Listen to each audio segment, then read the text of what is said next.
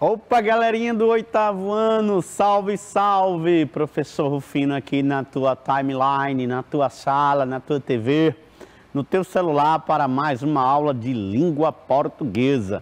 E aí, quando você ouve essa musiquinha, hein, essa vinheta de abertura, você já fica ligado que é mais uma aula que vai adentrar a sua casa aí com segurança. Hoje nós vamos mostrar para vocês o gênero textual muito legal chamado de carta de leitor. E esse gênero, ele diz muito da pessoa que a faz. Quem faz carta de leitor demonstra, pelo menos para mim, de que é um leitor voraz de revistas e jornais. Vocês sabem que no decorrer do tempo nós vimos trabalhando muitos gêneros da área jornalística, do meio jornalístico, não é mesmo? E a carta de leitor é um deles. É um texto também argumentativo, tá certo? Porque expõe uma opinião e defende a sua opinião, a sua sugestão, os seus elogios, não é? Por meio, vamos dizer assim, de argumentos. A carta de leitor é sempre direcionado ao editor, aos leitores de uma revista ou jornal. É natural que seja assim. É uma carta como qualquer outra, professor Rufino? Não, tem suas particularidades. Vocês conhecem muito bem o gênero carta pessoal, que inclusive, ó, já está em desuso há muito tempo, porque veio substituído por outros gêneros textuais. Em especial o e-mail, não é mesmo? E também as mensagens instantâneas de WhatsApp ou mesmo torpedos de SMS. Veio substituir essas cartas pessoais que vocês conhecem lá a partir de quando nossos avós, nossas mães mandavam pelo correios muitas cartas para os nossos parentes que estavam em outras localidades, em outras cidades. Vocês lembram dessas cartas? Tinha o local, a data, a saudação, o corpo do texto, a despedida. Pois é a carta comum. Mas hoje nós vamos trabalhar a carta de leitor, ela é um pouco mais curta, ela é um pouco mais precisa e mais objetiva. É bastante atual porque os internautas, os leitores de blogs, sites, revistas e jornais ainda enviam muito para essas instituições. Então, vem comigo, vem com a gente, vamos para a aula, que a aula está super legal. Carta de leitor, característica, leitura, finalidade. Vem lá, vamos para a aula. Então, pessoal, conforme combinado, professor Francisco Rufino, nós vamos atuar em cima da carta de leitor. E o percurso da aula vai ser de 30 minutos, a contar desde a minha saudação ali, no pé do monitor, junto com vocês, a disciplina Língua Portuguesa, carta de leitor ao nosso conteúdo, ler de forma autônoma. E aí? Quero atingir em você... Quero conseguir em você essa habilidade, selecionando procedimentos e estratégias de leituras adequadas a diferentes objetivos, levando em conta as características do gênero e suporte. Nesse caso específico, característica do gênero carta de leitor, em especial carta de leitor. Nossas aulas serão expositivas, não é? Com slides, tirando dúvida aqui, muito no cara e boca junto com você. Por isso, pega caneta, pega papel, lápis, borracha, teu caderno aí, para que você faça as anotações, anote suas dúvidas e no momento oportuno você pode tirar junto a mim, utilizando aí os nossos canais, a própria sala virtual, não é? As próprias redes sociais e mesmo o WhatsApp, eu posso estar tirando dúvida de você, tá bom? 9466-9197, pode mandar um zap que o professor Rufino responde na hora. E o que é que vamos estudar propriamente dito, professor? Me ajuda? Propriamente dito, nós vamos estudar o conceito do gênero carta de leitor. Eu não quero que essa aula termine e você não saiba dizer para o papai, para a mamãe, para o primo, para a tia, para a avó, para o avô, o que é deveras uma carta de leitor. Então, você tem que terminar essa aula sabendo dizer com suas próprias palavras o que é esse gênero. Principais características, se sabe dizer o que é, sabe apontar as características. Nós vamos montar aí a estrutura do gênero e te mostrar que caso você queira fazer uma carta de leitor, você já vai sair dessa aula sabendo direitinho como é que se monta uma carta de leitor. E claro, não podemos deixar de ler e interpretar algumas dessas cartas de leitores. Tá certo, pessoal? Fica ligado e vamos nessa. Vamos, de forma devagar, comentar o conceito. O que é? Olha que o professor Rufino não usa a palavra definição. A gente usa o conceito justamente porque a gente quer abrir um leque, um espaço vocabular para que você próprio use suas próprias palavrinhas para dizer o que é uma carta de leitor. Então, por isso que a gente não coloca definição, e sim conceito. Você próprio pode dar um conceito do que seja esse gênero, a partir do que nós vamos aqui direcionar.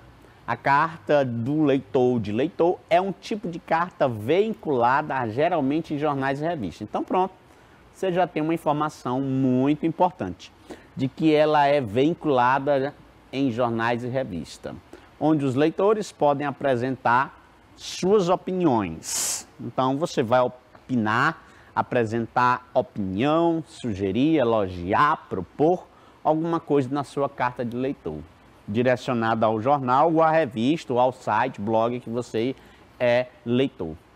Esse gênero epistolar, o que é isso, professor Rufino? É uma pistola? Não tem nada a ver. Epistolar porque é sinônimo de carta, toda carta é uma epístola, né? Veja que lá na Bíblia a gente fala das epístolas, né, de Pedro, as cartas de São Paulo, epístolas, é carta. Possui uma função relevante para os meios de comunicação. E como possui? Porque a partir das cartas de leitor, o editor-chefe de uma revista pode trazer uma nova matéria, pode modificar alguma coisa que não ficou legal a partir de uma crítica de um leitor.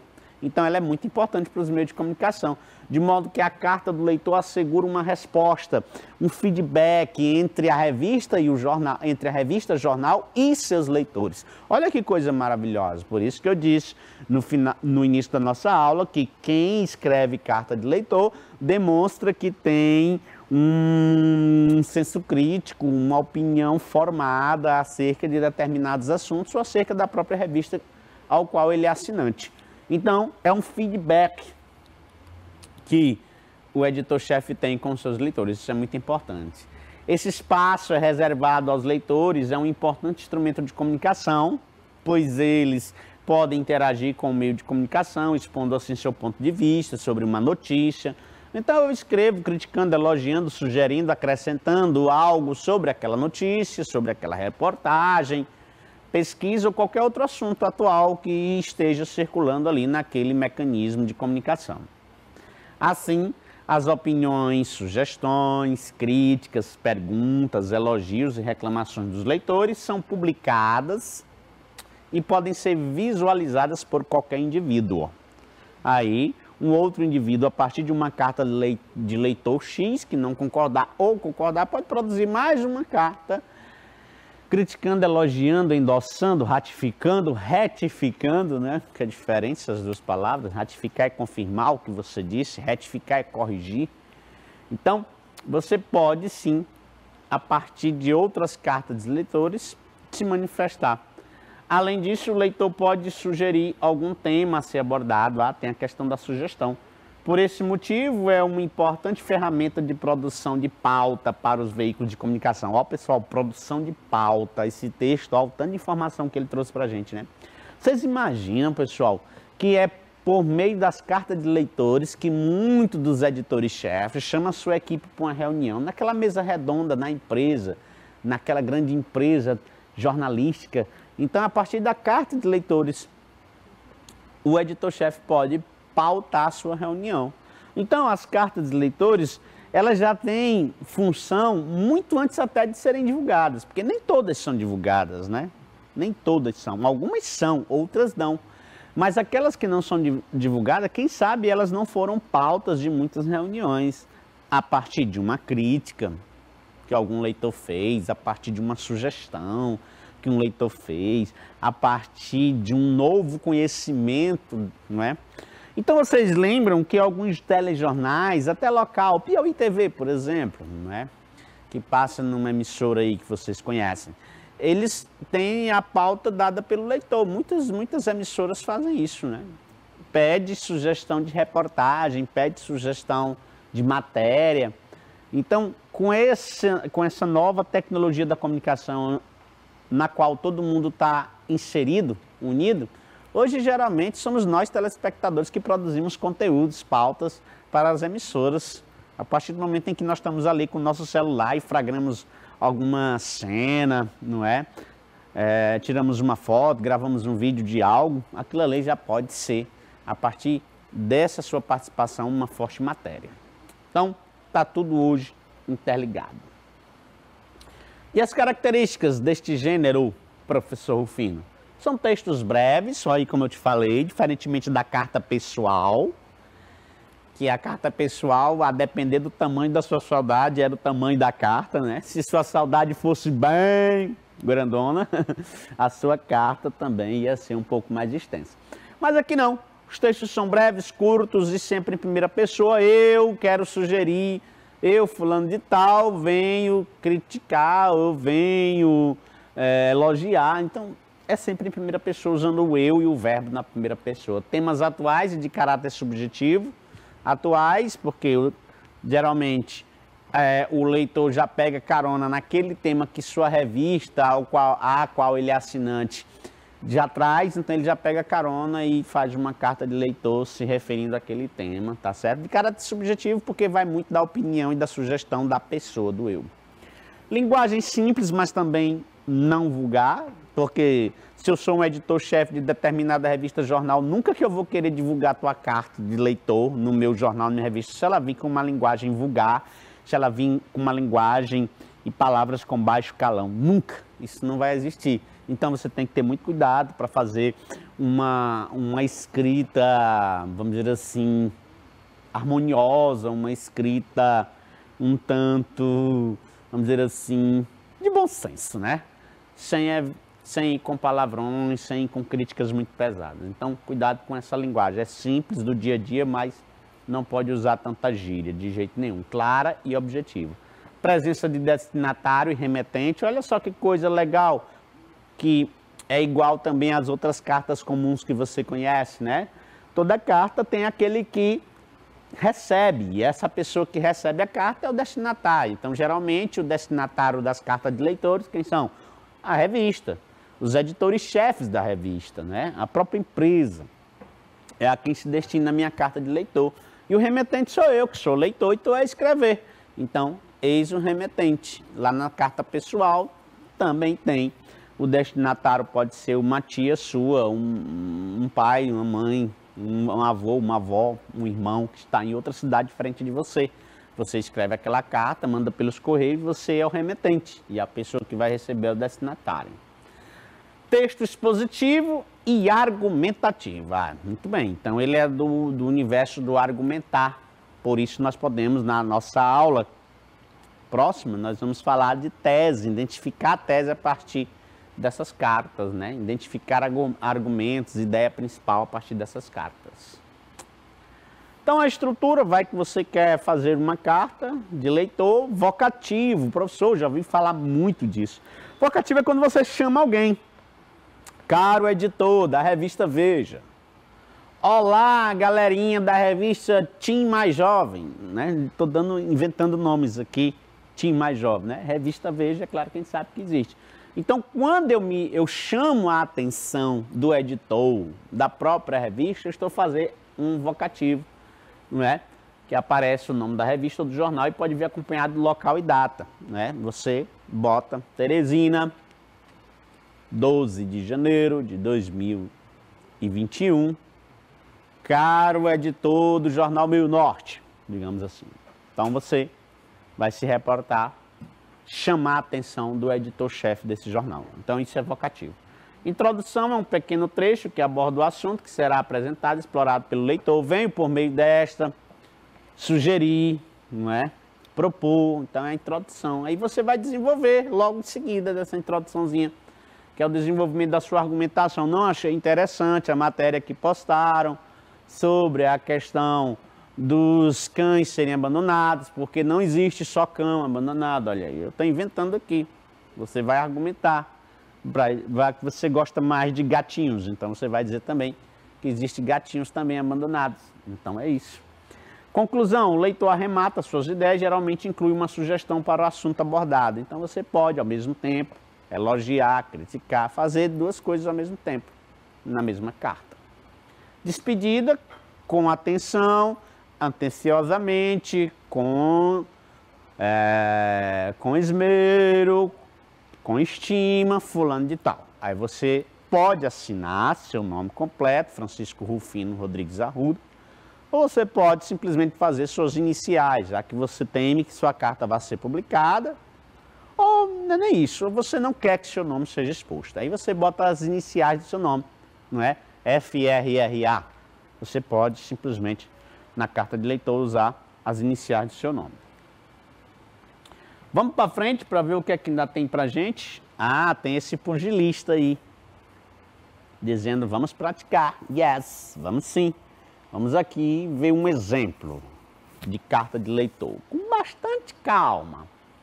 Uma carta de eleitor disponível aí no mundoeducação.ol, tirei de lá, São Paulo, 12 de dezembro de 2013. Olha aí, a datação já é algo que na estrutura é igual à carta comum que tu conhece. Caros editores da revista Viagens e Lazer, vírgula, por quê? Porque é o vocativo. Ó. Antes de mais nada, olha só a introduçãozinha. Gostaria de agradecer a matéria publicada no mês de outubro, intitulada Lugares Inóspitos do Planeta. O que é isso, professor? Distantes, né? Não habitados, dificilmente acesso, né? Pela riqueza de detalhes e beleza das fotos. Então ele faz essa introduçãozinha em forma de elogio. Após ler a matéria, fiz uma lista dos locais que me interessam conhecer, uma vez que sou antropólogo e um grande viajante explorador de lugares. Olha aí, essa pessoa, o João Ribeiro dos Santos, é um antropólogo, ele se identifica, já faz parte da argumentação. Então, se ele quer dizer que ele é antropólogo, o editor-chefe dessa revista Viagens e Lazer já vai ficar ligado. Epa, esse cara aqui é gabaritado para dar essa sugestão. Então, já é uma espécie de argumento a partir daí. Quanto a isso, tem uma sugestão. Olha aí, aí a carta de eleitor dele serviu, essa finalidade principal da carta foi dar essa sugestão. Para o próximo mês, a inclusão de uma matéria sobre as Ilhas Fiji. Né? Estive ali durante 2 anos de minha vida. Eu vou pedir a ajuda à tia Amanda, que está nos bastidores, para ela digitar ali onde é o continente que fica as Ilhas Fiji, tia Amanda. Pesquisa aí pro tio Rufino, para a gente dar essa informação para o alunado agora, em tempo real. Estive ali durante 2 anos de minha vida e pude contemplar belezas naturais estonteantes. Fica na Oceania, tia Amanda participando ali da aula do professor Rufino. Já pensou você viajar para as Ilhas Fiji? Quer ir, tia Amanda? Para as Ilhas Fiji eu também quero. Show de bola. Então esse cara é antropólogo, ele está se dirigindo aos editores da revista Viagens e Lazer, tem tudo a ver. Se ele está propondo uma matéria sobre as Ilhas Fiji, aí é claro, aí a galera aí da revista Viagens e Lazer vai se desdobrar para sair pesquisando do jeito que a tia Amanda está pesquisando. Lá ela digitou, com certeza lá tem muitas informações, se lá é frio ou não, qual a fauna, qual a flora, o que se come. Então tem muitas informações muito legal lá a respeito das Ilhas Fiji. Se eu não tô enganado, tem vulcões por lá também, né? Lá deve ser muito frio, né não? Não sei, eu só sei que é muito inóspito, como diz ele, distante, inabitado, inacessível, né? Bom, muito bem, vamos praticar. De acordo com o texto, o leitor escreveu para. Aí nós vimos lá, é a finalidade desse texto aqui, ó. A principal finalidade aí, você já sabe, né? Será que a principal finalidade foi elogiar essa matéria, lugares inóspitos do planeta? Ou se a principal finalidade foi sugerir? Então você tem que ficar ligado, porque as duas coisas podem te confundir. Mas vamos lá por eliminação. De acordo com o texto, o leitor escreveu para elogiar a matéria exibida pela revista. Professor, ele escreveu, está subentendido que eu quero é o principal, não é? É claro que uma questão melhor elaborada vai vir, principalmente para. Tudo bem, mas você já sabe que eu estou pedindo o principal. Sugerir a inclusão de uma matéria sobre as Ilhas Fiji, aí já fica a letra A e a letra B confundindo o aluno, né? Ele fica doidinho. Não, mas ele elogiou no início. Tá, mas ele elogiou por educação, como forma de introdução. Não foi a finalidade principal. Criticar o assunto que foi abordado pela revista. Agora aí, essa daí fica bem fácil de eliminar. Ele não criticou, porque ele só elogiou e sugeriu. Ele não criticou. Manifestar agradecimento pela publicação. De uma certa forma, elogiei, eu estou agradecendo. Então, fica aí, ó, 3 respostas mais ou menos, né? Confundindo tua cabeça. Mas é claro que o principal de sua carta foi sugerir a inclusão de uma matéria sobre as Ilhas Fiji, que inclusive, ó, é tão principal que quando eu li eu já fiquei curioso em saber pelo menos onde é que fica, na Oceania. Pela carta escrita, é possível entender que a revista trata de fauna e flora. Vocês lembram ainda o nome da revista? Viagens e Lazer. A matéria nada tem a ver com a revista? Ora, se a matéria é exatamente o nome da matéria aí, ó. Lugares inóspitos do planeta. E o nome da revista? Viagens e Lazer. Oh, tem tudo a ver, não tem não? Tem sim. Vamos lá.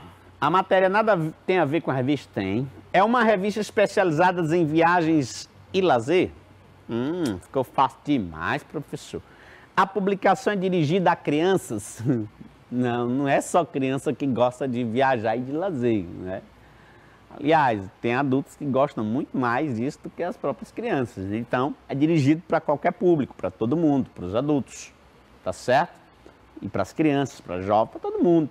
Então, é claro que a revista, ela é especializada em viagens e lazer. Vamos para mais um exemplo? Rio de Janeiro, 15 de setembro de 2012. Olá, pessoal, da revista Teen Feminina. Então já tem um público-alvo aí. Meu nome é Gisele e tenho 14 anos. Olha aí, a primeira pessoa, vocês lembram na característica? Ó. Meu nome é... E eu tenho 14 anos. Adorei a matéria sobre o primeiro beijo.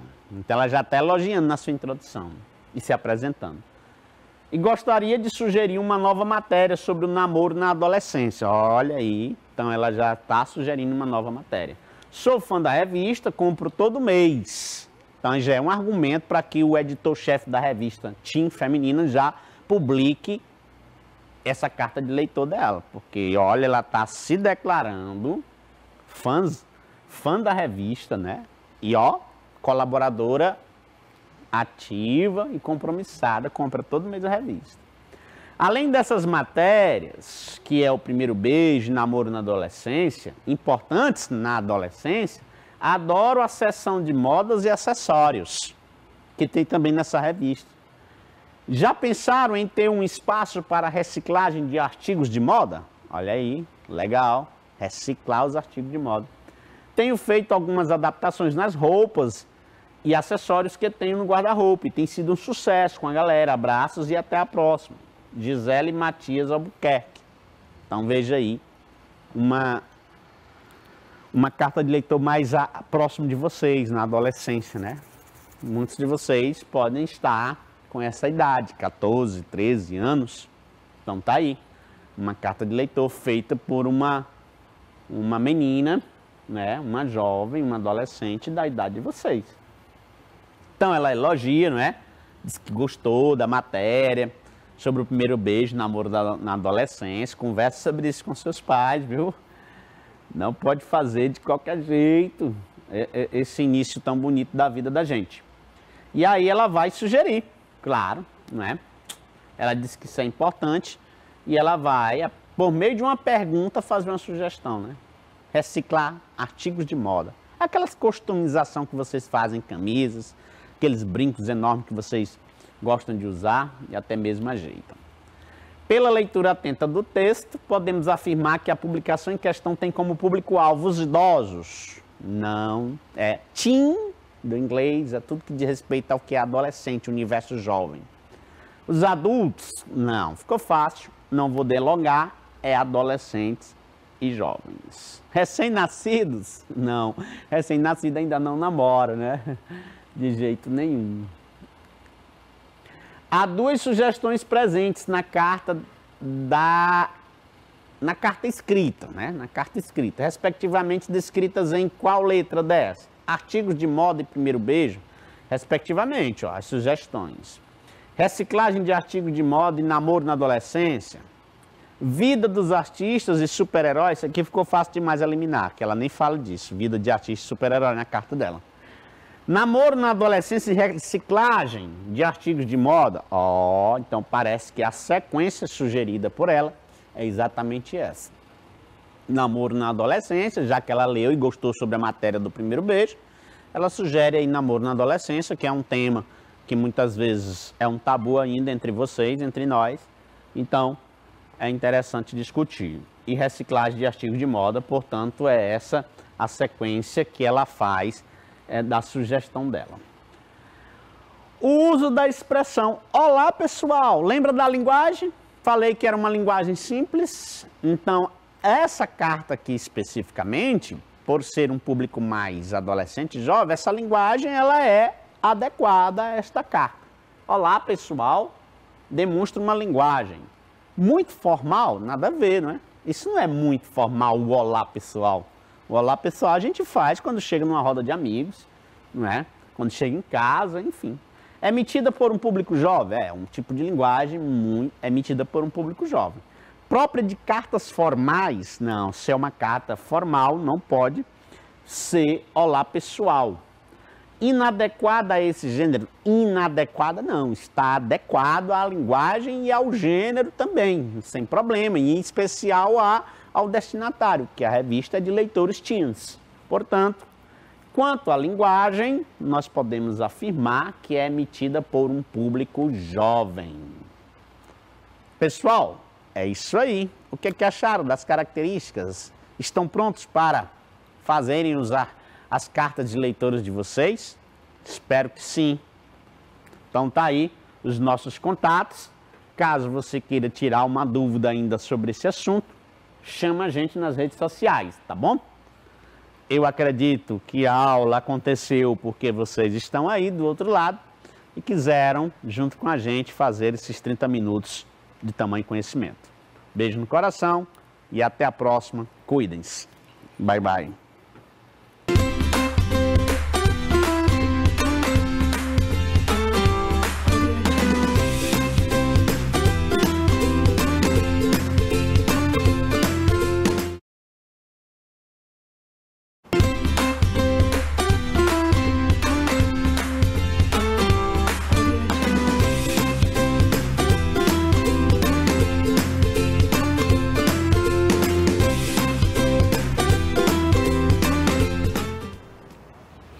Olá, alunos e alunas. Aqui quem fala é o professor Railton Alves, da disciplina de Matemática.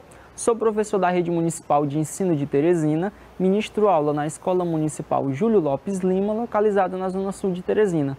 Gostaria primeiramente de mandar um forte abraço para toda a equipe gestora da Escola Júlio Lopes, para a equipe de professores, para os alunos e para você, aluno, que está acompanhando esta aula juntamente conosco. Vamos começar a nossa aula. Bem, esta aula é uma aula voltada para as turmas de 8º ano do ensino fundamental e o conteúdo da nossa aula de hoje é ângulos, classificação e característica. Vamos começar. Bem, o descritor que nós iremos ver na nossa aula de hoje é o D06, que diz o seguinte: reconhecer ângulos com mudança de direção ou giros, identificando ângulos retos e não retos. Nós já estudamos em aulas passadas algumas características de ângulos, então vai ser muito mais fácil para nós desenvolvermos esse conteúdo. O conteúdo mais especificamente, que é reconhecer ângulos agudos, retos e obtusos, de acordo com suas medidas em graus, bem como suas características e propriedades, ou seja, nós iremos ver que tipos de ângulos são esses, suas características e algumas propriedades que eles possuem.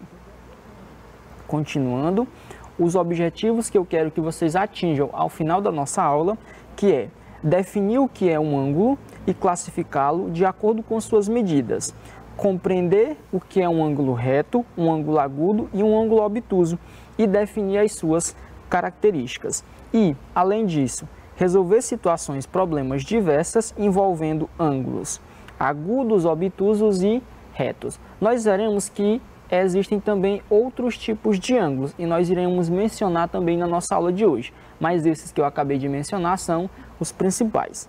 Continuando. Introdução. O estudo dos ângulos é fundamental para compreender conceitos ligados à geometria, trigonometria, entre outros ramos da matemática. O estudo dos ângulos é um dos responsáveis pelos avanços que possuímos atualmente em vários ramos, como a navegação e a astronomia. Ou seja, o estudo da navegação e da astronomia surgiu a partir do estudo dos ângulos, ou seja, o desenvolvimento dessas ciências. Um exemplo notável é o astrolábio náutico, inventado pelo grego Hiparco, onde esse astrolábio é um instrumento usado para medir ângulos. Nos séculos 5 e 6, os navegadores construíram esse instrumento para medir a elevação das estrelas e do Sol, com o intuito de localizar suas embarcações, ou seja, eles se utilizavam desse instrumento para medir o ângulo de elevação, ou seja, para poder se localizarem no espaço e, a partir disso, conseguirem navegar. Mais tarde, o astrolábio deu origem ao sextante, que também é outro instrumento, mais simplificado, mas que cumpria a mesma função, ou seja, esse equipamento que é como se fosse uma evolução do astrolábio.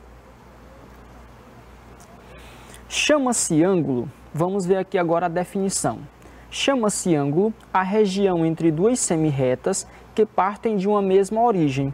Podemos dizer ainda que ângulo é a medida da abertura de duas semirretas que partem da mesma origem, ou seja, essa região ou essa abertura entre duas semirretas de mesma origem. Se elas possuem a mesma origem, nós vamos ter, no caso, um vértice. Continuando. Logo, para entendermos o conceito de ângulo, precisamos saber o conceito de semirreta e de vértice. Sabemos que reta é um segmento que possui largura e profundidade desprezíveis, ou seja, que não é possível mensurar, e possui, nesse caso, comprimento infinito, ou seja, uma reta é um segmento infinito. Diante disso, podemos pensar a semirreta como uma reta que possui um início, ou seja, um ponto onde ela inicia, ou seja, um ponto do qual ela se inicia, ponto esse que chamamos de origem da semirreta. Definição bem simples de entender. Já o vértice é um ponto em que duas ou mais curvas, retas ou arestas, se encontram. Logo, no ângulo, temos a junção de duas semirretas de mesma origem, que foi o que nós já vimos na definição. Veja abaixo uma representação geométrica do que acabamos de descrever. Aí aqui você tem essa imagem que traz aí a representação de um ângulo. Você tem aí essa semirreta acima, essa semirreta mais abaixo, você tem o vértice, que é no caso o ponto de origem dessas duas semirretas, e você tem essa abertura em vermelho, que ele definiu aí como sendo o ângulo, ou seja, nós já temos uma imagem prévia do que seja um ângulo. Em nosso próximo slide, iremos fazer a construção passo a passo de um ângulo, para que possamos compreender melhor o esquema descrito ao lado, ou seja, nós iremos criar cada um desses elementos que compõem o ângulo. Veja no slide a seguir. Nós temos aqui formação do ângulo. Eu vou descrever aqui agora uma sequência de passos que são responsáveis pela construção de um ângulo, para que você possa compreender de forma mais precisa como que se forma um ângulo e como que é esse ângulo. Nós temos aqui, ó, primeiramente, determinamos a semirreta PA, ou seja, observe que ele deu dois pontos, PA, ou seja, onde P é o ponto de origem dessa semirreta, porque nós vimos que a semirreta tem uma origem. Então você tem aí esse pontinho em azul, que é o ponto P, esse outro pontinho em azul, que é o ponto A, e nós temos agora a semirreta PA. Continuando. Agora, note que a semirreta PA tem um ponto onde se origina, que é o ponto P, como eu já havia falado para vocês. Diante dessa informação, podemos construir a semirreta PB, também com origem, no caso, no mesmo ponto onde se origina a reta PA, no caso, o ponto P. Então, eu irei definir agora um próximo ponto, que é esse outro pontinho em azul, que é o ponto B. E, a partir disso, eu posso traçar essa semirreta em azul, que no caso é a semirreta PB. Agora que nós determinamos a semirreta PB, note que criamos uma região que é delimitada pela semirreta PA e pela semirreta PB. No caso, a região interna, ou seja, a menor região interna entre essas duas semirretas. Nós temos aí no caso, essa região em azul, que nós definimos nesse caso como sendo o ângulo alfa. Bem simples e bem tranquilo esse passo a passo da construção de um ângulo. Continuando. A região plana, representada pela interseção das duas semirretas, é a que denominamos ângulo. Por conveniência matemática, representamos semirretas através dos pontos que a formam, como eu já havia falado para vocês. Origem P, ponto A, semirreta PA. No caso, como no caso acima, semirreta PA e semirreta PB. Já que os ângulos que representamos, ou seja, geralmente nós representamos os ângulos utilizando, no caso, aí, letras gregas, como na imagem que você pode ver abaixo. Você tem aí esse ângulo em verde, que ele é um pouco maior do que o ângulo que nós construímos, e nós podemos definir esse ângulo como sendo um ângulo obtuso π, onde esse π é uma letra grega. Observe que ele trouxe uma característica bastante importante, ele disse que é um ângulo obtuso π. Nós iremos ver na nossa aula de hoje a definição de ângulo obtuso. Caracterizando ângulos. Vamos agora aqui ver algumas características dos ângulos.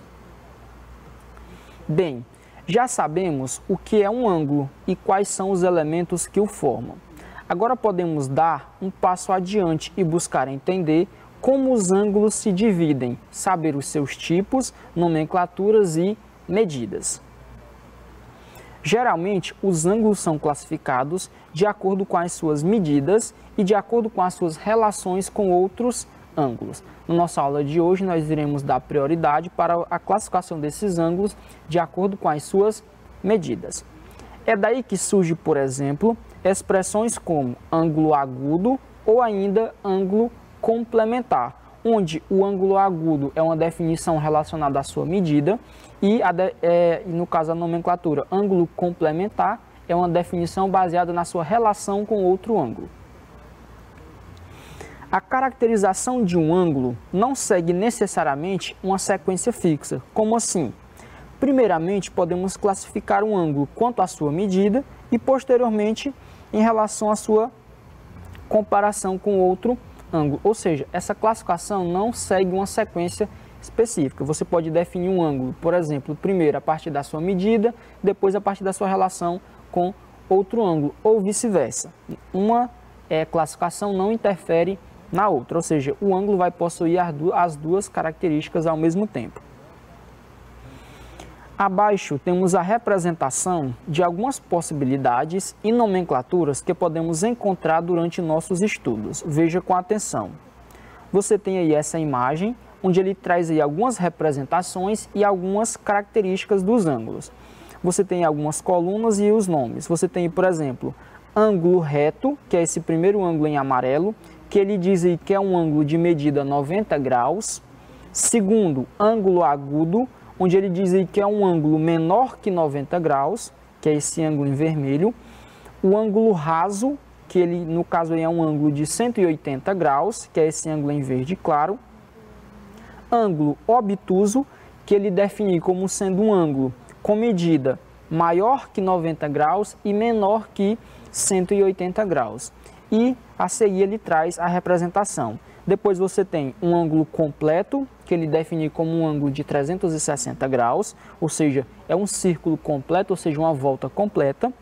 Depois, ângulo complementar, onde ele diz aí que são ângulos cuja soma é igual a 90 graus, e ele define aí na imagem os ângulos alfa e beta, cuja soma é igual a 90 graus, ou seja, origina um ângulo reto.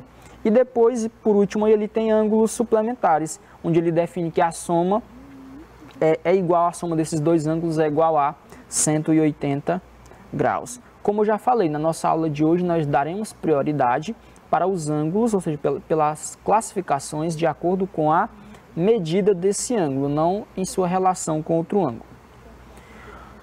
Ele traz aí, ó, os 5 primeiros representam situações de classificação que veremos em nossa aula de hoje, que são os ângulos reto, agudo, obtuso, raso e ângulo completo.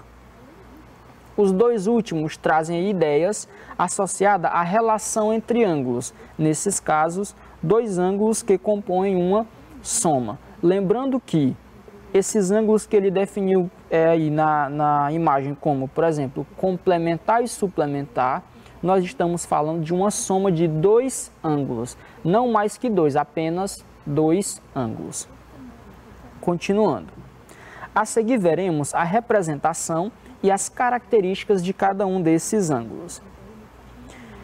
Classificação desses ângulos quanto à sua medida. Nós temos aí a classificação de ângulos quanto às suas medidas leva em consideração o valor numérico medido em graus ou radianos, ou seja, eu represento graus, a medida de um ângulo, utilizando graus ou radianos, ou seja, que compõem esse ângulo. E nós temos aí o primeiro ângulo, ângulo agudo, que é um ângulo agudo. Denominamos o ângulo agudo como sendo um ângulo cuja medida varia entre 0 graus e 90 graus. Aí ele traz uma representação. Alfa, ele é maior que 0 grau e ele é menor que 90 graus. E ele traz aí, por exemplo, essa representação em amarelo desse ângulo aí de valor 40 graus. Ou seja, observe que ele disse que esse ângulo ele é maior que 0 graus e ele é menor que 90 graus, ou seja, não é nem maior igual, nem menor igual, é apenas maior. Continuando. Os ângulos agudos são muito comuns no estudo de ângulos presente em triângulos. Podemos citar, em especial, o triângulo equilátero, que apresenta ângulos agudos notáveis. Nós já estudamos aqui em aulas anteriores os ângulos, no caso o triângulo equilátero e os ângulos que o compõem, que nesse caso são os ângulos de valor 60 graus. Ou seja, recapitulando, o que é um ângulo agudo? É um ângulo que possui medida entre 0 e 90 graus. Continuando. Ângulo reto. Um dos ângulos mais conhecidos devido ao seu estudo em casos como no triângulo retângulo, perpendicularidade entre segmentos ou o próprio teorema de Pitágoras. Esse ângulo tem a sua medida igual a 90 graus. Ou seja, o que é um ângulo reto? É um ângulo cuja medida é igual a 90 graus. Aí você tem a representação de um ângulo reto. Note que ele representa geometricamente esse ângulo como sendo um quadradinho. Geralmente nós representamos esse quadradinho com um pontinho no meio. Então, se em alguma representação geométrica você vê esse quadradinho na junção aí de 2 segmentos de reta em um vértice, vai ser no caso um ângulo reto. Ele está definindo nesse caso um ângulo reto ou de 90 graus. O ângulo reto é muito conhecido e sua aplicação tem diversas relações com outros ângulos dentro da matemática, como por exemplo nas relações de referência com ângulos agudos e obtusos, no caso os obtusos que nós veremos a seguir. Que relação é essa que ele está falando? Observe que ele pega o 90 graus como referência. Ele diz, ângulo agudo é um ângulo com medida entre 0 e 90 graus. Ou seja, ele pega o 90 como referência. Ângulo reto é um ângulo de 90 graus. Novamente, ele pega esse valor numérico 90 como referência. Por isso, a importância desse ângulo de 90 graus. Continuando. Ângulo obtuso. Ângulo cuja medida varia entre 90 graus e 180 graus. Aí ele traz a representação matemática, alfa entre 90 e 180. Aí você tem, no caso, a representação de um ângulo raso, no caso aí um ângulo de 145 graus.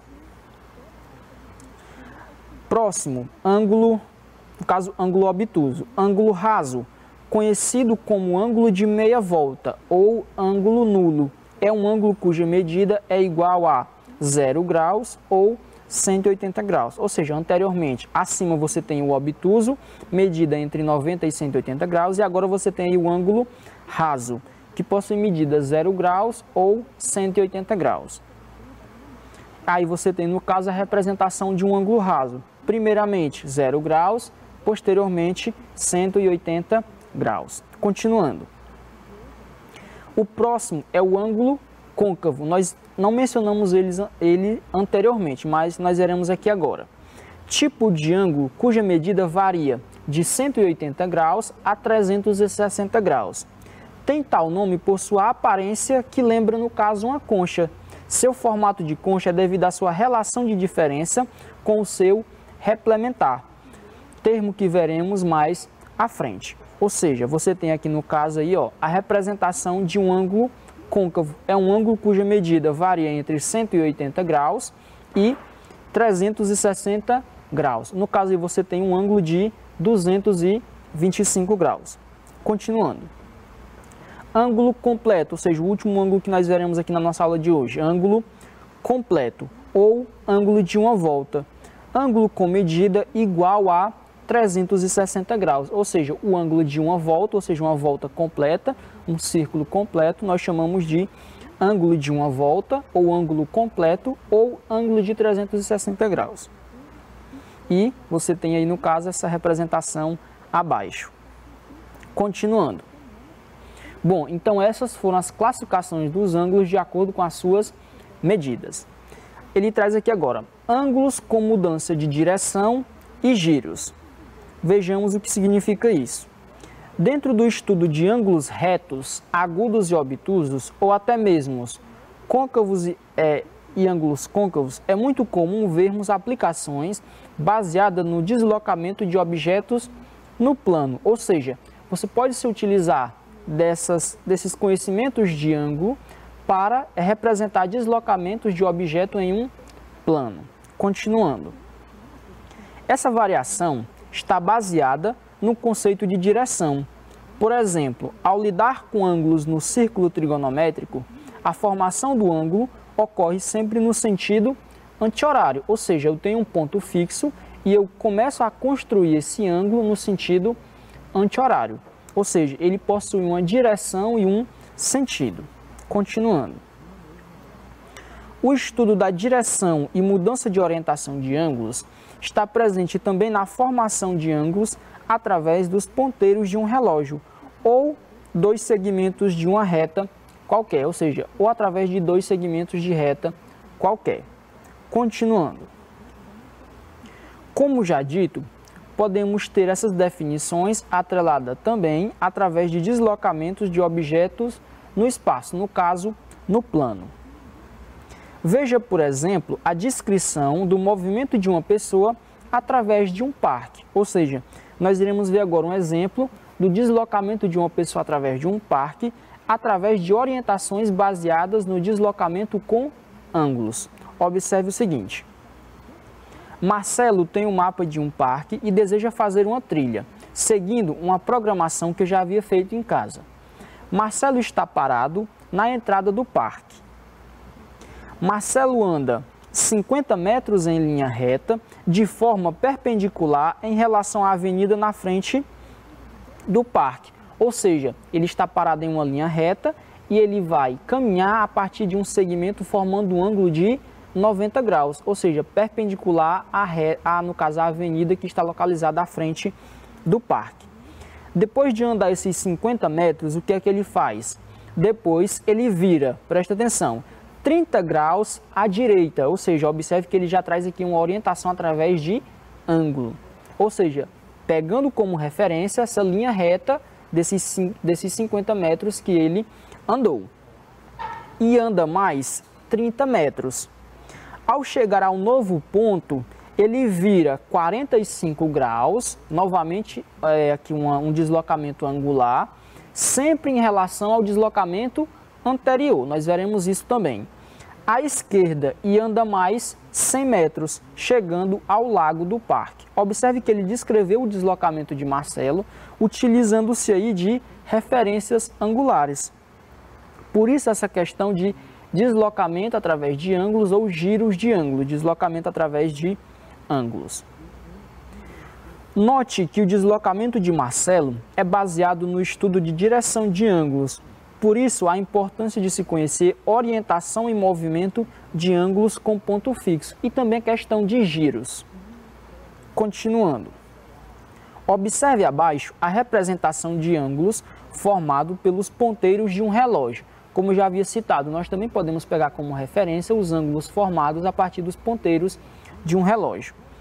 Você tem a representação de um relógio e você tem aí também à direita, mais à direita, você tem a representação também desse relógio mais desenhado com algumas marcações em graus. Observe que se você pegar esse relógio e considerá-lo como sendo um círculo, ou seja, uma volta completa de 360 graus, essa volta completa foi dividida em 12 partes iguais, que são no caso aí as 12 horas. Ou seja, eu consigo identificar cada pedacinho desse que forma, no caso, uma hora, que nesse caso, veja aí que está representado na imagem, equivale a 30 graus, ou seja, cada partezinha dessa que compõe uma hora equivale a 30 graus. Vale ressaltar que sempre na formação de um ângulo, sempre existem dois ângulos. Vai depender de qual deles você vai utilizar. O que ele está dizendo aqui? Quando nós pegamos aqueles dois segmentos de reta com a mesma origem e criamos aquela região interna, aquela região menor que forma o ângulo, na verdade nós criamos dois ângulos, porque nós estudamos também o ângulo côncavo. E é isso que nós veremos aqui agora. Geralmente no estudo desse tipo de questão, utilizamos a ideia da regra de 3 e associamos ao estudo do ângulo completo, ou seja, atrelada a essa ideia dos ângulos formando os ponteiros do relógio. Observe aqui, ó. Iremos estabelecer o ponto fixo A, que será a origem dos ângulos. Você tem aqui, ó, esse ponto, você tem aqui, ó, essa semi-reta e essa outra semi-reta. O que é que ele está falando? Nós estamos falando aqui naquela frase que eu mencionei anteriormente, que ao construir esse ângulo, nós formamos, na verdade, dois ângulos. Observe o seguinte. Agora que criamos o ponto e os segmentos de reta, vamos determinar os ângulos formados. Note que temos um ângulo em vermelho, agudo, e um ângulo côncavo, em azul. Que ângulos são esses? Esse em vermelho, que observe claramente que ele é um ângulo agudo, possui uma medida menor que 90 graus, ou seja, no caso entre 0 e 90. E você tem também esse ângulo em azul, que é no caso um ângulo côncavo, que possui medida entre 180 e 360 graus.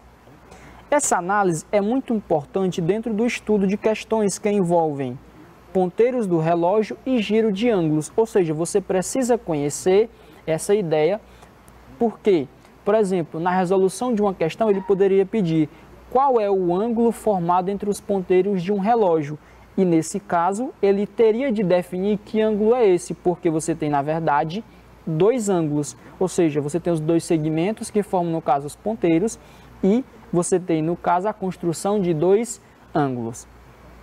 Continuando. Mas, na maioria das vezes, o ângulo considerado envolvendo os ponteiros de um relógio é sempre o ângulo menor formado pelos ponteiros. Aqui ele já traz uma ressalva. Geralmente, em questões que trabalham ponteiros de um relógio, geralmente eles consideram como ângulo da questão o ângulo menor formado entre esses ponteiros do relógio. Bem simples e bem tranquilo, espero que não tenha ficado nenhuma dúvida nesse ponto. Continuando. Ainda sobre o deslocamento, levando em consideração orientações com ângulos, vejamos abaixo como proceder diante de casos como descrito no exemplo de Marcelo. Vamos estabelecer o passo a passo de como se mover usando essa orientação angular. Ou seja, nós iremos criar aqui um exemplo de como que ocorreu aquele deslocamento do exemplo do Marcelo. Ó, determine um segmento de reta qualquer que servirá como primeiro deslocamento. Você tem esse segmento. Continuando. O ângulo de formação que será utilizado para descrever o segundo deslocamento é sempre em relação à reta anterior, ou seja, eu pego como referência a reta anterior. Ou seja, ao descrever, por exemplo, um giro de 30 graus à esquerda, o ângulo de 30 graus é formado, no caso, entre o novo segmento e o segmento de reta anterior, ou seja, o segmento de reta do deslocamento anterior. Veja a seguir. Você tem aí, ó, movimento de 30 metros para a frente. É uma descrição daquele exemplo, por exemplo. Você tem aí, ó, o segmento de reta de medida 30 metros. Depois, o que é que você vai fazer? Dobrar à direita 30 graus e andar mais 30 metros. Observe novamente, ó, o mesmo segmento de reta, a medida, o outro segmento de reta, que também será de 30 metros. Agora, observe que teve um espaço passando em relação a esse novo segmento que nós consideramos, que é o que? É justamente a reta de referência que nós utilizamos para criar o ângulo de 30 graus. Observe que esse ângulo ele é formado em relação à reta anterior, a reta do deslocamento anterior, e o novo segmento de reta que você irá se deslocar. Observe que o giro de 30 graus foi feito levando em consideração o sentido da reta anterior do primeiro deslocamento. Vale ressaltar que essa referência é sempre em relação a um ponto fixo.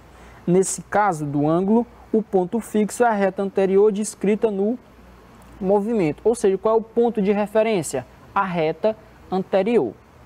Continuando. Conclusão. Em nossa aula de hoje, vimos o estudo sobre os ângulos quanto à sua medida, estudamos os ângulos retos, cuja medida é igual a 90 graus, estudamos também os ângulos agudos, que possuem medidas entre 0 e 90 graus. Por último, vimos os ângulos obtusos, que são ângulos cujas medidas estão entre 90 e 180 graus.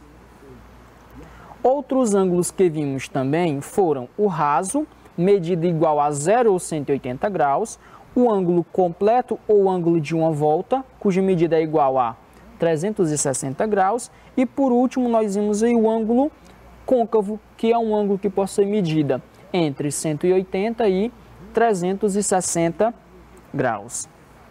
Por fim, vimos os ângulos quanto à sua orientação e movimento.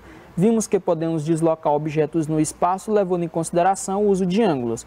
Vimos que a orientação de um ângulo faz diferença no sentido, no plano, e que requer bastante atenção. Então era isso, eu gostaria de trazer para vocês na nossa aula de hoje. Espero que vocês tenham gostado, não tenha ficado nenhuma dúvida. Foco nos estudos, foco na aprendizagem e até a nossa próxima aula.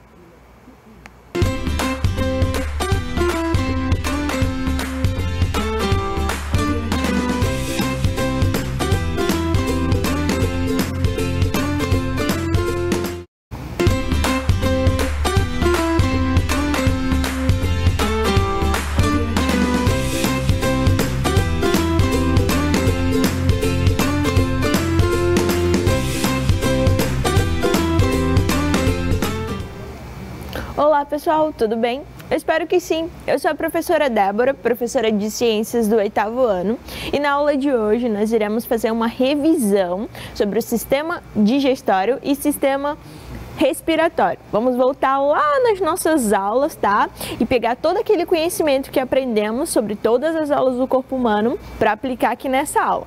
Especificadamente na aula de hoje nós iremos corrigir algumas questões sobre o sistema digestório e sistema respiratório, tá bom? Então, nesse momento, eu vou pedir que vocês peguem o caderno de vocês, uma caneta, um lápis, uma borracha, tá bom? Para fazer as questões junto comigo e corrigir também, tá bom?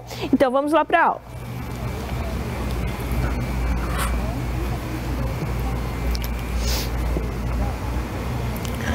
Pois bem, pessoal, mas antes de irmos para as questões propriamente ditas, eu quero mostrar uma esqueminha, tá bom? Do sistema digestório para vocês, tá certo? Então, vamos lá ver o esqueminha. Olha só, esse aqui que está aparecendo na tela para vocês é o esquema do sistema digestório humano, tá bom? Com todos os órgãos principais e os órgãos anexos, para a gente fazer uma revisãozinha e relembrar a função de cada um, a função mais geral, tá? Que não vai dar para ser muito específico nessa aula, porque a gente não tem muito tempo. Como eu falei para vocês no início da aula, o intuito dessa aula é apenas fazer uma revisão, tá bom? Então vamos relembrar de alguns conceitos básicos do sistema digestório. Bom, pessoal, vocês concordam comigo que o sistema digestório ele tem uma função principal, que é a nutrição dos organismos? Sim, não é? Porque o sistema digestório inteiro, ele é composto por órgãos que, na sua totalidade, vai propiciar aí a nutrição dos organismos, tá bom? E essa nutrição, ela acontece em 4 etapas básicas. Vamos relembrar. A ingestão, não é isso? A digestão, a absorção e a eliminação. Então, são essas 4 etapas que compõem o processo de nutrição dos organismos. E essas 4 etapas acontecem em locais diferentes do sistema digestório, com a atuação de órgãos diferentes. Quer ver? Vamos lá, começar pela ingestão. A ingestão, como o próprio nome já diz, é o ato de ingerir o alimento. Então, por exemplo, quando você vai comer um biscoito.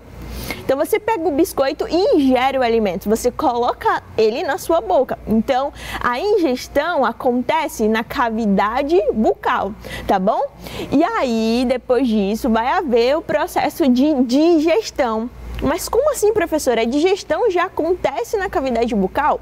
Sim, tá, pessoal? A digestão de carboidratos, por exemplo, começa logo na cavidade bucal.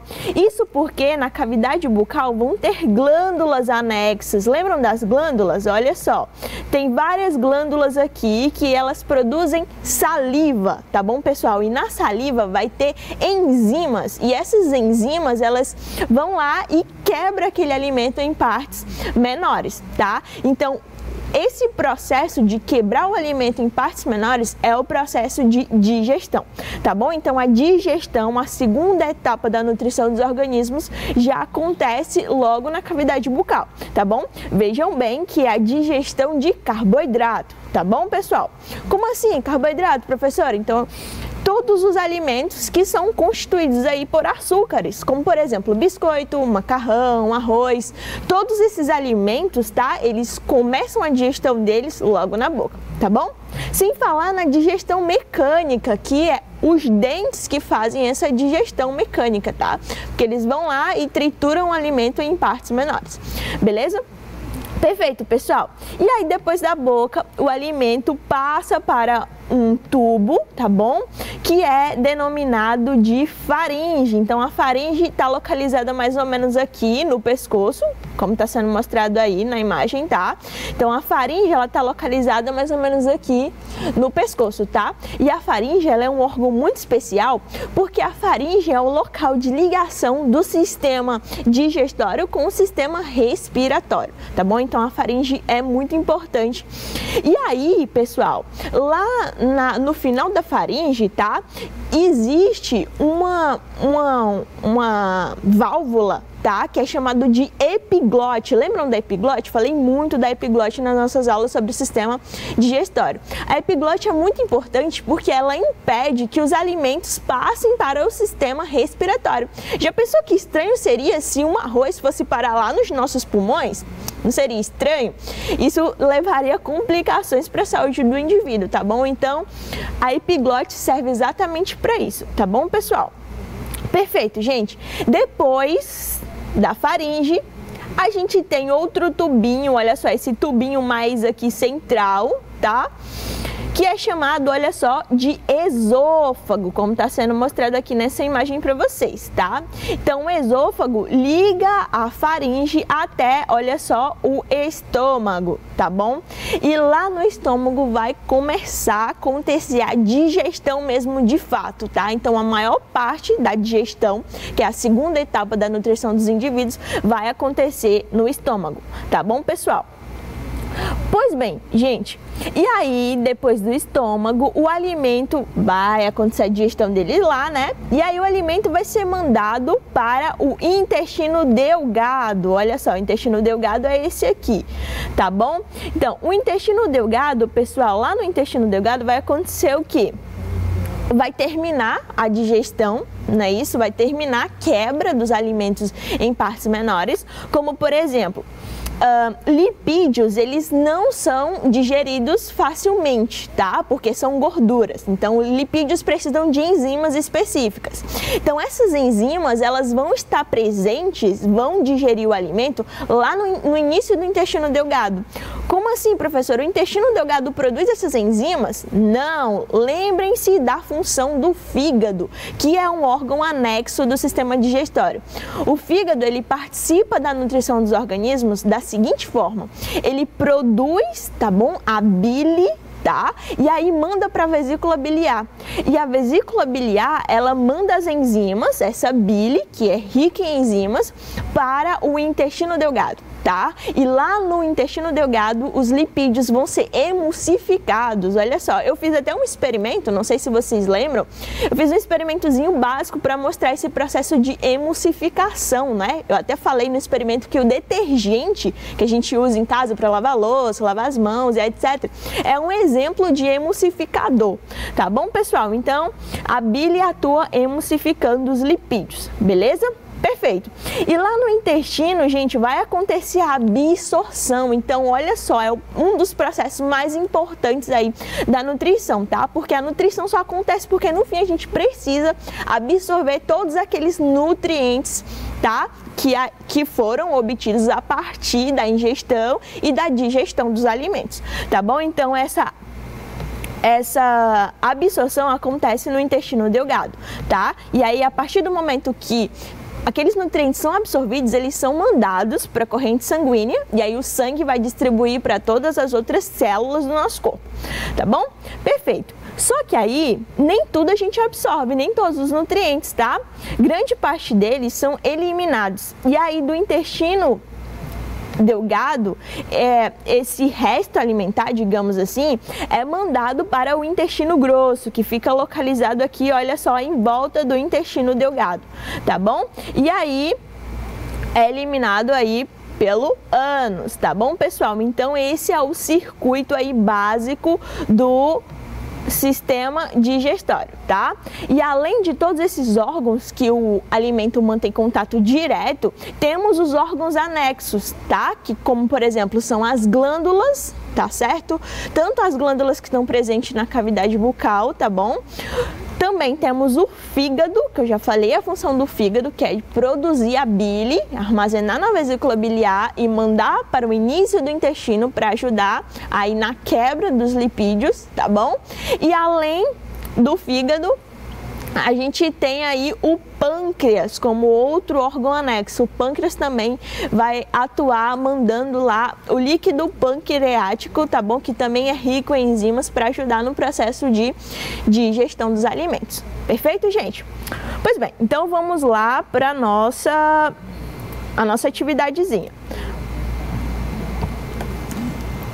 Perfeito. Então, a primeira questão enunciado fala o seguinte: o alimento ingerido é processado no sistema digestório ao passar por vários órgãos que compõem o tubo digestório: intestino delgado, intestino grosso, boca, ânus, faringe, esôfago e estômago. Qual a sequência correta de órgãos que o alimento percorre? Olha, prestem bastante atenção, é a sequência correta, tá? Deixa eu só pegar aqui uma canetinha para auxiliar vocês aí. A sequência correta, tá bom? Então, é na sequência, desde o alimento quando ele é ingerido até ele ser eliminado, tá bom? Então, vamos lá. Boca, faringe, esôfago, estômago, intestino delgado, intestino grosso e ânus. Vamos lá, olha só, observem esse esqueminha aqui, tá? Que corresponde ao sistema digestório. Vamos ver, quando o alimento é ingerido, ele passa para a boca? Sim, né? Cavidade bucal. Depois ele é mandado para um tubo chamado de faringe, que está localizado aqui, ó, no início do nosso pescoço, tá bom? A faringe. Perfeito, faringe. Depois, o alimento, o bolo alimentar, tá? Que não é mais chamado de alimento, é bolo alimentar, é mandado para outro tubo chamado de esôfago, tá bom? O esôfago, ó, percorre toda essa parte aqui até chegar no estômago, tá? Então, depois do estômago, o alimento passa, aquele bolo alimentar passa para o intestino delgado, depois intestino grosso e ânus. Então, a resposta dessa questão aqui, olha só, letra A, logo no início, né? Facinho essa. Então, essa é a sequência dos alimentos, tá? Que o caminho que o alimento percorre. Boca, faringe, esôfago, estômago, tá? Intestino delgado, intestino grosso e ânus. Beleza? Então, vamos lá. Perfeito, gente. Vamos passar para a segunda questão. O enunciado da segunda questão fala o seguinte: o sistema digestório é responsável pela nutrição dos organismos. Essa nutrição acontece em 4 etapas. As etapas que eu falei para vocês anteriormente. Vamos lá. Digestão, absorção, ingestão e eliminação? Não sei. Vamos ver as outras alternativas. Absorção, ingestão, digestão e eliminação? Não, né? Primeiro tem que acontecer o que, pessoal? É a absorção primeiro? Não, é a ingestão. Então, tanto a letra A, tá? Quanto a letra B estão erradas. Letra C. Digestão já começou errado. Digestão? Não. Primeiro passo é a ingestão dos alimentos. Então, letra C também está errada. Letra D. Ingestão? Sim. Digestão? Sim. Eliminação? Não, né? A absorção veio antes aí da eliminação. Então, por causa dessa palavrinha aqui, está errado. Letra E. Ingestão, digestão, absorção e eliminação? Vamos lá. Primeiro passo, ingestão. Acontece na cavidade bucal. Segundo passo, digestão. Acontece tanto na cavidade bucal quanto no estômago. Absorção acontece lá no intestino delgado, tá? E eliminação, eliminado pelo ânus. Tá bom, pessoal? Então, resposta da segunda questão, letra E de elefante. Tá bom? Vamos passar para a próxima. Mariana estava almoçando quando ficou com a seguinte dúvida. Então mandou uma mensagem para a professora de ciências. A professora respondeu o seguinte. Mariana perguntou o seguinte para a professora: Prof, por que a comida engolida não vai parar nos pulmões?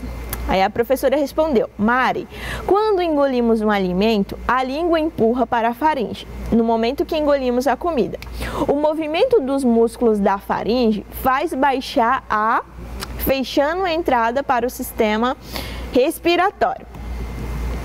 Bom, pessoal, é o seguinte, olha só.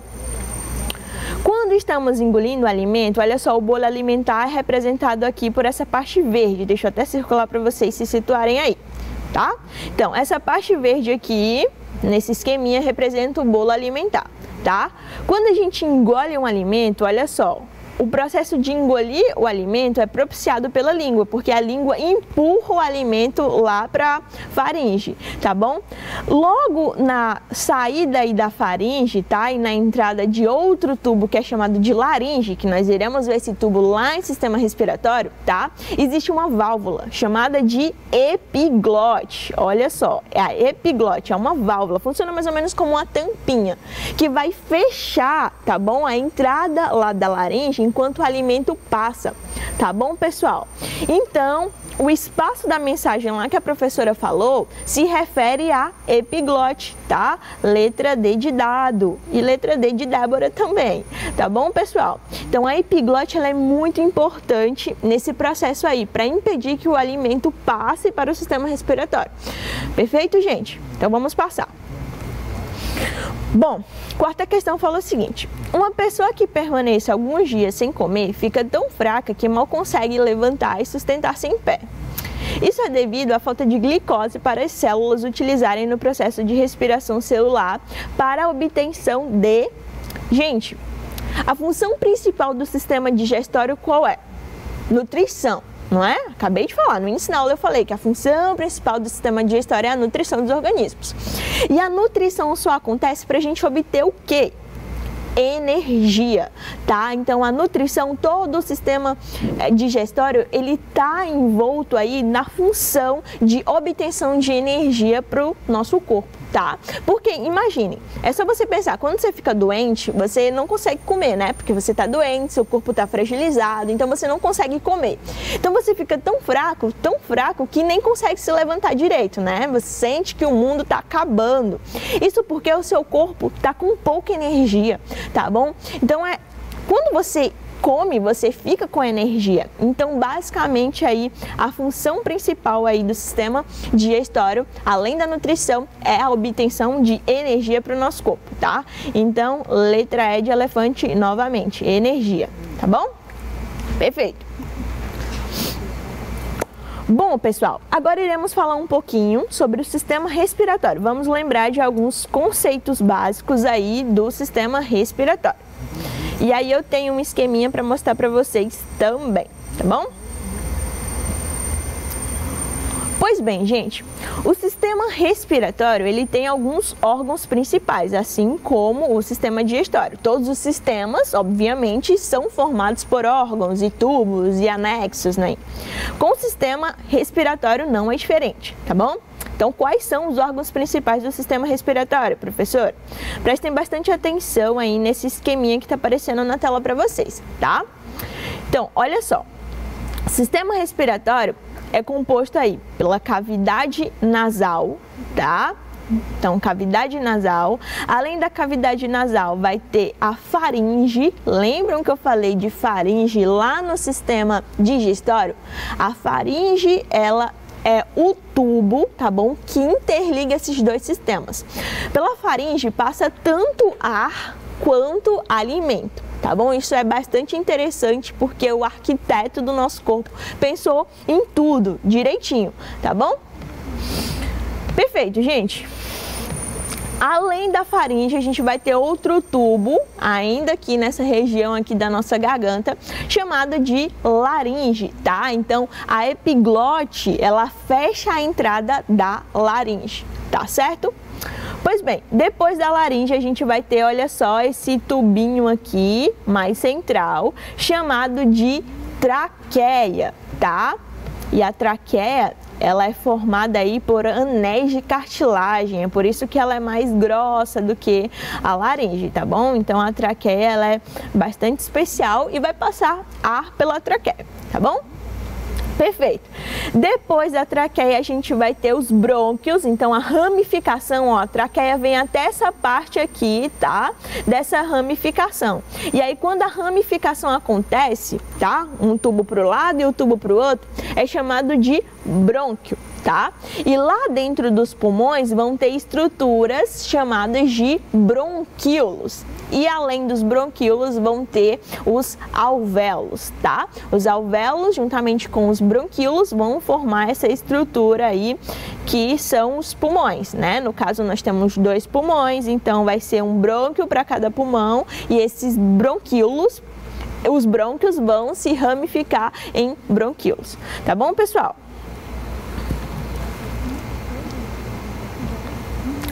Pois bem, então vamos para as questões sobre o sistema respiratório.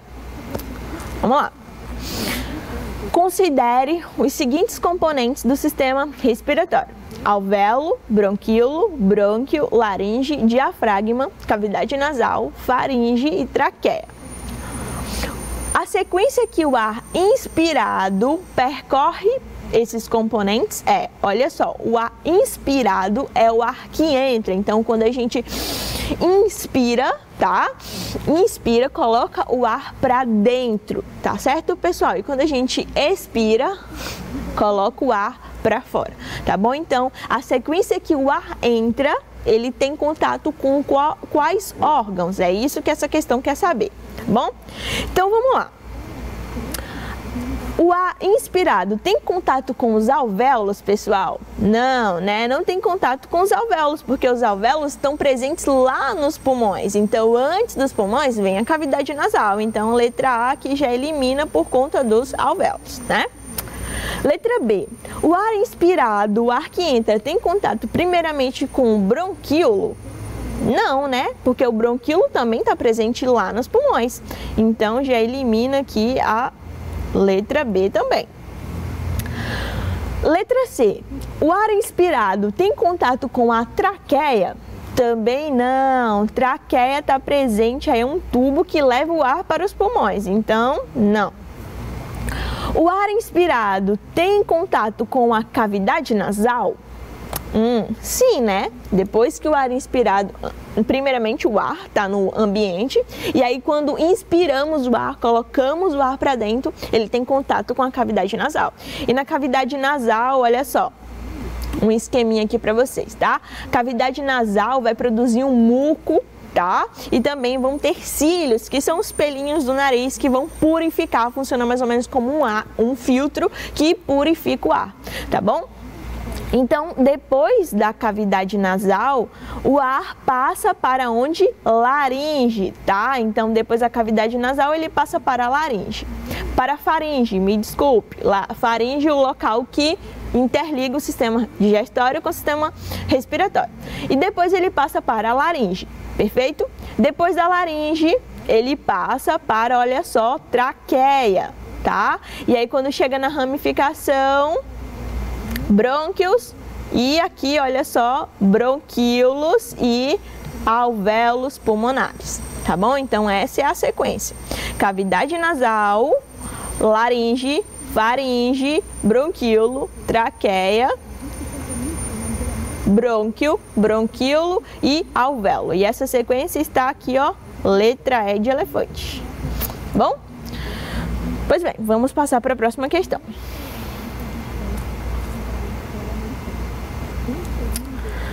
Perfeito. E a sexta questão fala o seguinte: na cavidade nasal existe um revestimento chamado de mucosa nasal, que produz muco e tem estruturas muito finas parecidas com pelos chamados de cílios. Qual a função do muco e dos cílios presentes na cavidade nasal para o sistema respiratório? Então, olha só, pessoal, foi aquilo que eu falei para vocês. Olha aqui a cavidade nasal, tá? Toda essa parte aqui interna, localizado no nosso crânio aqui, depois do nariz, é chamado de cavidade nasal. E na cavidade nasal existe aí uma mucosa, tá? Chamada de mucosa nasal. E essa mucosa, ela é responsável por produzir muco, tá? Nada mais é que aquele catarrinho, sabe, que a gente produz? Pois é, esse catarrinho aí é produzido pela mucosa nasal, tá bom, pessoal? Além do muco, na cavidade nasal vai existir, na realidade, cílios, que são os pelinhos do nariz, tá bom? E aí, quais são as funções dessas duas estruturas na cavidade nasal? Vamos lá. Impedem que o gás de nitrogênio entre no sistema respiratório? Não, nada a ver, porque gás de nitrogênio nem entra pelo sistema respiratório no nosso corpo, né? É outro processo, tá? A gente não consegue aí absorver o nitrogênio presente no ambiente, tá bom? Letra B. Selecionam as moléculas de gás oxigênio que irão entrar? Também não, não há essa seleção de moléculas de gás não, tá, pessoal? A gente vai inspirar, tá bom? O gás oxigênio, não existe essa seleção de moléculas, perfeito? Então, elimina aí a letra B também. Nada a ver esse gás oxigênio. Mantém a cavidade nasal sempre aquecida para receber o ar? Também é uma das funções, tá? Aquecer o ar ou então esfriar o ar, tá? Aquecer o ar, por exemplo, quando a gente está em um ambiente muito frio, tá? E aí a gente está constantemente inspirando aquele ar, tá certo? E aí que aquele ar frio não entre os nossos pulmões, tá? Aqui na cavidade nasal esse ar é aquecido, mas o contrário também ocorre, tá? Por exemplo, quando a gente está em um ambiente muito seco, tá? Muito quente, a cavidade nasal vai esfriar também aquele ar, tá bom? Então, não é só aquecer, tá bom? Então, também elimina aqui essa questão, essa alternativa. Bom, letra D. Impede a respiração de uma grande quantidade de ar? também não tem nada a ver, tá? A gente está constantemente inspirando o ar que está no ambiente, tá? Não existe essa seleção de pouca ou muita quantidade, não existe, tá bom? E letra E funciona como um filtro retendo partículas e micro-organismos presentes no ar. Exatamente, letra E de elefante novamente, tá, pessoal? A função dos cílios e do muco é exatamente essa: funcionar como um filtro que vai tanto reter partículas, tá? Ou então micro-organismos. Imagine quando você está num local muito empoeirado, por exemplo, com muita poeira, né? Você tem logo aquele reflexo de ficar espirrando. Isso porque é produzido logo muito muco, né? Então, quando você está num local com muita poeira, você espirra, produz muco, seu nariz fica escorrendo, exatamente para que aquelas partículas, tá? Isso é um reflexo do nosso corpo, para que aquelas partículas da poeira, que pode haver micro-organismo naquele ambiente, não entre em contato com os nossos pulmões, tá bom, pessoal? Também retém aí gases que são poluentes, tá? Alguns também funcionam como um filtro, tá certo? Que vai reter. Então, é bastante importante a presença tanto do muco quanto dos pelos. E aí tem gente que vai lá, né, e tira os pelos da cavidade nasal. Isso não é interessante, tá, pessoal? Porque tem uma função bastante importante para o nosso corpo, tá bom? Porque vai funcionar como um filtro, perfeito? Então vamos passar aqui rapidinho para as próximas questões. Sétima questão: quais são as estruturas do sistema respiratório que tornam possíveis o processo de inspiração e expiração? Então, quais são as estruturas que mantém o ar dentro do nosso corpo e que faz com que o ar saia do nosso corpo, tá?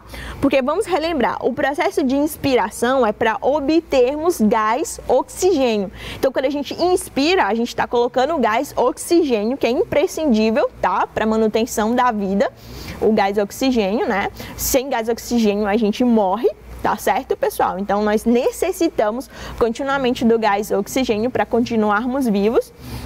Então, a inspiração, o processo de inspiração é para colocarmos o oxigênio que está presente no ambiente externo para dentro do nosso corpo, tá bom? E a expiração é um processo de eliminarmos o gás carbônico que é produzido no metabolismo das nossas células, tá bom? Então, quais são as estruturas que são responsáveis aí por esse processo? E as estruturas são diafragma, tá? E os músculos intercostais, tá bom? Juntamente aí com a caixa torácica, tá bom? Então, na inspiração, o diafragma ele vai se contrair, olha só como está sendo mostrado nessa imagem. O diafragma se contrai, tá bom? As costelas e os músculos intercostais se contraem e isso faz com que haja o aumento do volume da caixa torácica e isso propicia aí a entrada de ar, tá? Dentro aí dos nossos pulmões, tá bom? E na expiração, o contrário acontece. O diafragma, juntamente com os músculos intercostais, eles vão relaxar e aí o ar vai sair.